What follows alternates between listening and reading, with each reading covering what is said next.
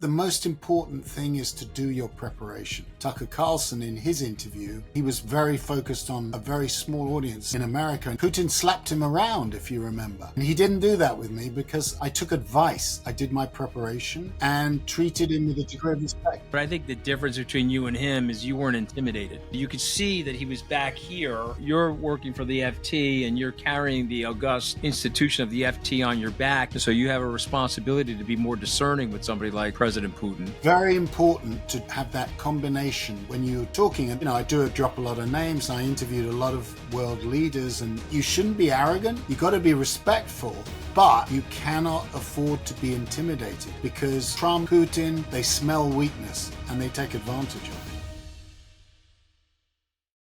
it. Okay, welcome to Open Book. I am your host, Anthony Scaramucci. Joining us now is Lionel Barber. Lionel was the former editor-in-chief of the Financial Times. He's wrote two extraordinary books. I want to hold this one up. It's in that pink salmon color, The Powerful and the Damned, Private Diaries in Turbulent Times, an awesome book. And a newer book, Gambling Man, The Wild Ride of Japan's Masayoshi-san. And so we're going to do a 2-for-1 special here, Mr. Barber. Very grateful for you joining us. We're sort of having a home and away. I did your podcast in London a few weeks ago, which I greatly enjoyed. And one of the promises I make to our authors, I read these books so that I can ask the questions from a reader's perspective, not just from somebody that gets like a briefing. So I want to go to your career, by the way, which I found to be remarkable as I traced it back. Let's go back to 1978. And of course, there was an article in the Financial Times this weekend, okay, when you were working for the Scotsman, okay? And so let's go to 1978. How do we go from the Scotsman to becoming editor-in-chief of a century-and-a-half-old news organization, the Financial Times? Oh, Anthony, a confession to straight up, it was the only job I was offered in journalism. All the other people turned me down. So I thought, well, I'm going to take the Scotsman. I've never been to Scotland. And it wasn't that easy in England to be an Englishman in Scotland because they had a referendum just to have their own parliament back in 79. And so I arrived and I had a lot to learn. Well, then I got lucky because a series of articles I wrote I went to Poland, and the uprising and the fall of the government was one of the first cracks in the communism. And I got the Young Journalist of the Year in Britain in 1981. So the Sunday Times, Rupert Murdoch's paper, he just bought those papers. They gave me a job as a business correspondent. And I think that was probably the beginnings of a career. But I did have to get knocked into shape. Let's talk about journalism for a second. I find journalists, for me, it's sort of a calling. If you haven't figured me out yet, Lionel, I'm a closet journalist. I read everything. I've got subscriptions to every newspaper and every news magazine, and I follow journalism with great detail. I got in trouble with Donald Trump for writing an op-ed that the free press is not the enemy of the people. So I'm a closet journalist, but my passion's more for money management. But you, based on this book, The Powerful and the Damned, are a real journalist. So talk about the passion and the calling to becoming a journalist. Well, I got it from my father, who left school at 15. I'm not going to say I came from a poor background, but I came from a modest background. And my father came from the north of England. He didn't go to college. And so he taught us, Anthony, to read books and newspapers. And you're a great reader. I had to learn how to be a big reader from my father. And I thought I'm pretty good at storytelling, and I admire him. I don't think I'm ever going to be as good as my father, who went on to work at the BBC.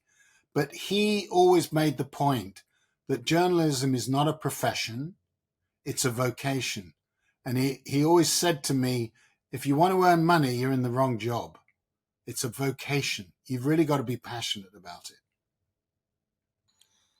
it. So very true. So this book, this is a 35-year book, I guess. This is No, actually, Anthony, it's just the time I was editor. no, So no, no, no. I 14 plus see years. that. No, Yeah. I know it's 2005 to 2020, but to me, Oh, I see. there's 35 years of experience in this book. I know it's a diary for those 15 years, but I find that the 𝗕cie book is a different book. I feel like this is somebody, by your own words in the book, is not well known.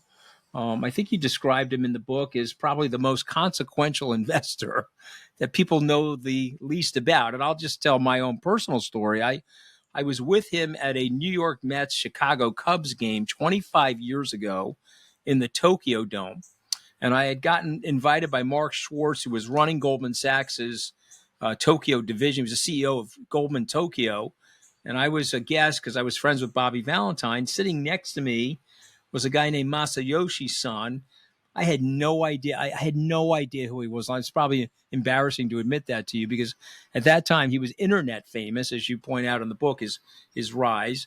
And he was just a very humble, very soft-spoken, felt like he was just like a diligent guy. And so why don't people know who he is? Here is this consequential investor with hundreds of billions of dollars of scale. Well, he's from Japan, and although he speaks fluent English because he did go to college at Berkeley and spent 6 years, he left Japan age 15, very unusually, and he's to learn English and to get that American experience. But he's also somebody who's under the radar. I mean, we can talk about why he's suddenly been big in the limelight with Donald Trump recently with his AI investments. But back then, he was soft-spoken. He was under the radar. And he was probably even more soft-spoken when he spoke to you in the stadium, because in 2000, he just lost 97% of his paper fortune with the dot-com bust. It was on the way down. So it was, just to set the scene for you, sir, it was March of 2020, and it was right before the implosion of the NASDAQ bubble, which, as you point out in the book, would have destroyed most people, but he stayed on message. So where does he get this grit from? I think it's because he's an outsider in Japan. He's Korean Japanese. And if you're Korean Japanese in Japan, you're not going to go to become a school teacher or a banker or a politician. You're basically a nobody. You're discriminated against. And remember, Anthony, he had to live under an alias like most Korean Japanese. His name was Yasumoto because the family didn't want to show that they were actually Korean. So I think being an outsider, watching his father, who was into pachinko slot machines, he had before been a loan shark, and he was selling moonshine as a kid, but his father got rich on slot machine gambling called pachinko. And in pachinko, you can make a lot of money and you can lose a lot of money. And I think he learned the hustle from his dad. I've had my share of pachinko losings while I've been in Tokyo, so I have great sympathy for that. But for me, there's one exchange in this, but I don't want to give the whole book away, but I just think it's a phenomenal book about understanding entrepreneurship, Asian-based entrepreneurship. I think you delved into this, frankly, because you were an Englishman as an outsider in Scotland. Here is a Korean in Japan as an outsider, taking risks. I want all that 35, 40 years of journalism into the following question. Ready? What was the most powerful exchange between the two of you? You had access to him, and you had several interviews with him. What was the one interview where the apple hit you on the side of the head and said, whoa, this guy's a different beast than the other guys? Well, it was the first interview. I'd gone to Tokyo the first time, and he said he was too busy. I think he was actually not that well. It was just after COVID. And he's a very elusive man. And I'd gone out to see his home, and I went into this meeting, and I'd done my homework, and I asked him what it was like growing up as a kid. And he described how he'd grown up on the edge of this shanty town and been with his grandmother, and there were just pigs around the grandmother's house. And he told me with tears in his eyes that as a kid he had constant nightmares, and even as a young man, the stench of the pig feces, the excrement in his nostrils, that was a recurring memory nightmare of where he came from and which he could never forget. And I have to say that was a very powerful moment. You couldn't make that up. Well, I love that story. I think there was something about it. And when I closed that book before I started I read that one first, by the way. When I closed that book, I always try to take one or two things away from a book that I'm reading. When I closed that book, to me, it was his resilience. And I think what marked his resilience is that he really doesn't care, meaning that I'm going to lose 90% of my money, 97% of my money, no problem. I'm getting up tomorrow. Let's go at it again. And I think he has built a reputation institutionally. I think you interviewed one of my friends, Marcelo Clar, for the book. Yes. And I had dinner once with Marcelo, who said to me, the one thing about Masayoshi, he does not stop. And I've got a lot of young people that listen to this podcast, and it's a big lesson for people. You can get knocked down, as he did in March of 2020 into June of 2020, and look at where he is today. And I think that's a big lesson for people, that there are second, third, possibly fourth acts in your life. Just keep moving. All right, so I'm going to switch abruptly now to this one. And this one really touched me, sir, because I thought, and I've recommended this now to several of my journalist friends. You should read Lionel's book, because you went through Brexit, the tech boom, the global financial crisis, and the rise of fake news. That was your tenure, basically, at the FT from those years. So looking back, I have a guess for myself, but what is the toughest editorial call that you had to make in the 15 years? Oh, God, there were quite a few. One strategic call was to say, even though we've had the shock of the global financial crisis, we should not write off capitalism. We may need some changes, but what we must not do is lose all faith in capitalism.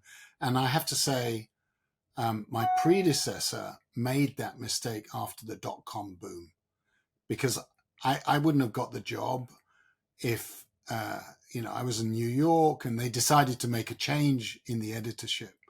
And that's how I got that job. And I think I had that in mind. I think on Brexit, hands up, Anthony, we got that wrong. I made the call that based on rational economic argument, the Brits would vote for Brexit. I didn't let that color the news reporting, but I kept in the back of my mind thinking, I'm worried that the whole paper is so, pro-Remain that Britain should remain in the European Union. We may be missing something. So I would say that was a tough call, and I don't think I got it completely right. What do you think? What do you think? It's interesting because I really thought the digital advancement, I felt you got that right, meaning you pushed the FT in your tenure to switch it up. I mean, you were, frankly, in my mind, ahead of the New York Times in terms of you went full hog into digital advancement. I can remember late 2005 subscribing to FT Digital, and it was incredibly robust. And I think that that's something that you're not giving yourself enough credit for, because it sustained the FT in a way that it may not have been sustained just from the broadsheet paper. So I give you a lot of, that was bold. I guess the one thing I would tease you about is there's one section in the book where you're not upgrading the hard top computers in your New York office. Okay, I caught that. I was like, whoa, that's impressive, because I'm always so anxious about that. I'm talking to you from a brand new laptop, Lionel Barber. I just want to make sure you know that, because I'm always nervous that I'm going to miss something or something will glitch on me. but also your insight. I really feel you've got very good insight. You have a wide aperture into human beings. So, what writings, what experiences do you draw from? Your insight into Blair, your discussion of Putin when you met him in the embassy, and of course various assortment of other people. You've gone from Riyadh and the Royal Palace to Trump Tower to the Kremlin and back. So, what are you drawing on when you make these Well, judgments slash? I feel like I got a very good scouting report on a lot of people yeah, in this book. yeah. I would single out the Putin interview with Vladimir Putin in 2019 in June because it took 5 years. I wasn't begging for it. They offered several times to have an interview with somebody else, or they wanted to do it one way, and I said no. It should be just the FT, me leading. I'll take the correspondent, obviously, but I waited for more than 5 years for that. And the most important thing is to do your preparation. This is a podcast is not where you take shots at other people, but I would just say that I don't think Tucker Carlson in his interview did enough preparation. He was very focused on a very small audience in America, and Putin slapped him around, if you remember, and said, I thought you were going to do a serious interview, but you're just some kind of talk show host. And he didn't do that with me because I took advice. I did my preparation. And treated him I with a think, not degree to of respect. interrupt you, sir, but I think the difference between you and him is you weren't intimidated. Well, I think Tucker. I mean, again, I'm not. I know Tucker a long time. Worked with him at Fox News. yeah, I think he was intimidated. You could see that he was back here, you can't where do that. you're working for the FT and you're carrying the august institution of the FT on your back into the interview. And so you have a responsibility to be more discerning with somebody like President Putin. But It's very important to do that, have that combination when you're talking. And this book is, I drop a lot of names. I interviewed a lot of world leaders and people, top people on Wall Street, like, Jamie Dimon a number of times, and Lloyd Blankfein, your old colleagues at Goldman. I mean, you shouldn't be arrogant. You got to be respectful, but you cannot afford to be intimidated because Trump, Putin, they smell weakness and they take advantage of it. no question. I mean, that's something I've always. I had these conversations with my friend Mark Carney, who's now the Prime Minister of Canada, about this, particularly with President Trump. I love this book. It was raw. It was immediate. There were fresh accounts, but it made me question something that I was dying to ask you, which is what entries did not make the book. Is there something you could share with us? Say, whoa, it's a little bit too much. Maybe I got to leave it out of this beautiful book. Well, an awful lot went in. I think there were one or two exchanges, and I do need to tread here a little bit because I wasn't spending all my time with the intelligence community. But, occasionally, once a year or so, you'd go for lunch at MI6 and talk to the spy master. And those conversations I did not report in the book because I think they were so, they were totally off the record. And I don't think they were that revealing compared to others, but that didn't make it. I think what would be other things, maybe one or two conversations with the proprietor. And certainly, Anthony, I did not dump on my colleagues. There were some interchanges, obviously, where there were difficult conversations where you have to make a big decision about somebody.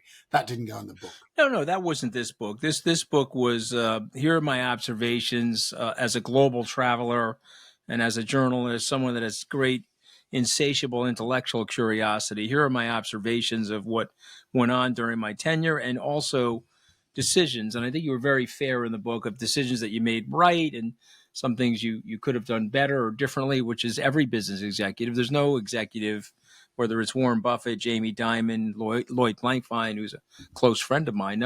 Nobody can be perfect with their decisions. And by the way, you wouldn't have time, Lionel Barber, for all the bad mistakes I've made. Okay, I've got phone books of mistakes about my life. So, but I one last question that I want to turn to my favorite part of our podcast, where I list out 5 words. I get my my author to respond to the 5 words, but this is it's more of an existential question. I found the book to be hopeful. I found the book to be, I think we're in a media morass right now. We've got tribalism. We have ethnic distinctions and stereotyping that's going on. Tribalism and polarity in the United Kingdom. That would be true here in the U.S. And probably most of the Western world has some elements of this. But I found the book to be hopeful because I found that most of the people that you're writing about, whatever their flaws are, at least Western leaders and Western business executives, are generally well-intentioned. Do I have that wrong, or is that something I shouldn't be taking away from this book? No, I'm going to butter your biscuits here, Anthony. You're dead right. I'm so glad you noticed that. I think with experience and some maturity, you become a little bit more understanding that maybe people aren't always totally cynical. They are trying to do the right thing, but they're human beings and they make mistakes. I'm hopeful because I genuinely believe there is room for serious journalism and for reliable, trustworthy information. And I think, and I say this in the book, there are such things as facts. They're very important. I should have said the toughest call that I made was on the Wirecard investigation, that huge German fraud, as big as Enron. I mean, I lived that story for a year and we got them in the end. They were fraudsters. And we showed the importance of that story, Anthony, for all people in finance and business. Was there was a fraud, a newspaper exposed it. Facts are facts. No question. I appreciate that, but I found the book to be remarkably uplifting, and I admire you a great deal for writing it. So we're down to the 5 words. So how this goes down with my other authors is I'm going to say the word. You give me a sentence or 2, okay? And so I'm going to start with the word power. I say power. You say what? I say palace. I look at the room where the person of power is, and I study everything in that room to try, because power reflects character. Then the second point would be, it's changed, hasn't it? There are people, there are always new sources of power, people that you've never thought of, like Elon Musk, who's suddenly the most powerful person in the world in terms of money. So defining power and the relationship that an editor has with power. I'm giving you far too long an answer. No, it's good. It's good. But also, I'll be power more is also unpredictable, though, by the way. Very true. Unpredictable. I don't think any of us, myself included, you know who didn't predict Donald Trump's first electoral victory? That would be Donald Trump. I was with him the evening of the he was like, "What are you doing tomorrow?" He was heading to Scotland to go play golf. That was his plans on November the 9th. And it got detoured by his electoral success. So power sometimes can also be unpredictable. If I say the word journalism, sir, what do you say? The truth, the search for the truth based on facts. Well said. Which is why I'm intrigued by journalists. Masayoshi's son. Man of mystery, outsider, massive gambler who's just more resilient than a gummy ball. Yeah, interesting. Yeah, I got that from him, and that was a big part of that book. I'm like, got to stay in things no matter what's happening around you. If I say the FT, the Financial Times, the Pink Palace,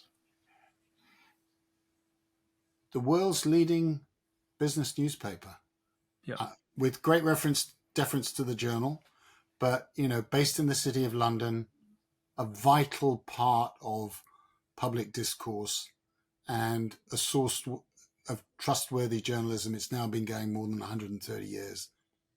Under new ownership with the Japanese, hasn't changed. Well, you mentioned the intelligence services. When I got my first presidential daily brief, I asked the analyst where he was reading. I said to the CIA, so a lot of the information is coming in very tribal and very slanted. And he said, and I'll just share this with you, he said he reads the English version of the Le Monde, which is the Parisian paper, because he says, Anthony, they don't care about us. So they report politics pretty objectively. And he read the FT for an overall survey of the business landscape in the world, because he felt that that was the most impartial of the papers out there that were covering that. So I share that with you. Bob Rubin said the same thing. Last word, and I'll give you the last word. Lionel Barber. I say the word Lionel Barber, the two words, and you say what? There's life after the FT. It's been good for you, right? You've been enjoying it. Yeah? I've been enjoying it. I have, family, and my 2 kids are in the States. I think of my first name, Franklin. My father named me after Franklin Roosevelt. I wish I could have kept that name, but people kept calling me Frankie. So that's why it's Lionel Barber. All right. Well, there you go. I love it. Thank you so much for joining us on Open Book. There are 2 books here. The first one is Gambling Man, about the life of Masayoshi-san. And the second book is The Powerful and the Damned, which is a diary. It's a private diaries in turbulent times of the Financial Times 2005 to 2020. Mr. Lionel Barber, thank you so much for joining us on Open Book. It's been a huge pleasure, Anthony. I've really enjoyed the conversation. Thank you.